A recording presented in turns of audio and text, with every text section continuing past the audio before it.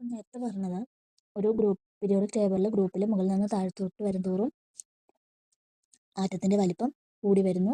അതുപോലെ വലിപ്പം കൂടുന്നതുകൊണ്ട് അയോണീകരണ ഊർജ്ജം കുറഞ്ഞു വരുന്നു. ലോഹ സ്വഭാവം കൂടി വരുന്നു. അതുപോലെ തന്നെ ഇലക്ട്രോൺ നെഗറ്റിവിറ്റി കുറയുന്നു.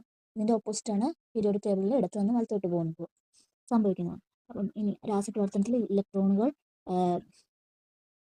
വിട്ടുകൊടുത്തുകൊണ്ട് പോസിറ്റീവ് അയണുകൾ മാറുന്നതിനാലാണ് ഇവ അറിയപ്പെടുന്നത് ഇലക്ട്രോ പോസിറ്റീവ് മൂലകങ്ങളെന്നാണ്.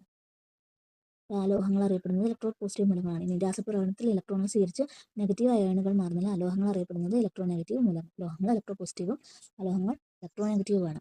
ലോഹങ്ങളുടെയും അലോഹങ്ങളുടെയും സ്വഭാവങ്ങൾ പ്രദർശിപ്പിക്കുന്ന മൂലകങ്ങളാണ് ഉപലോഹം. ലോഹങ്ങളുടെയും അലോഹങ്ങളുടെയും ഒരു സ്വഭാവങ്ങൾ ഒരേപോലെ പ്രദർശിപ്പിക്കുന്നതാണ് ഉപലോഹം. ലോഹങ്ങൾ ഇലക്ട്രോ പോസിറ്റീവും അലോഹങ്ങൾ ഇലക്ട്രോ നെഗറ്റീവുമാണ്. അതായത് അലോഹങ്ങൾ ഇലക്ട്രോണുകളെ സ്വീകരിച്ച് നെഗറ്റീവ് അയോണുകളായിട്ടാണ് മാറുന്നത്. അപ്പം അതുകൊണ്ട്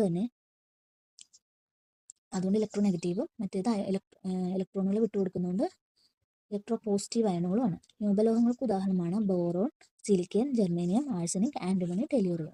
ഉപലോഹങ്ങൾക്ക് ഉദാഹരണം ചോദിച്ചാൽ boron B, silicon SI, germanium GE, arsenic AS, antimony SB, tellurium TE. ഇതൊക്കെയാണ് ഉപലോഹങ്ങൾക്ക് ഉദാഹരണം. Boron, silicon, germanium, arsenic, antimony, tellurium. ഇതാണ് ഉപലോഹങ്ങൾക്ക് ഉദാഹരണം. Boron, silicon, germanium, arsenic, antimony, tellurium.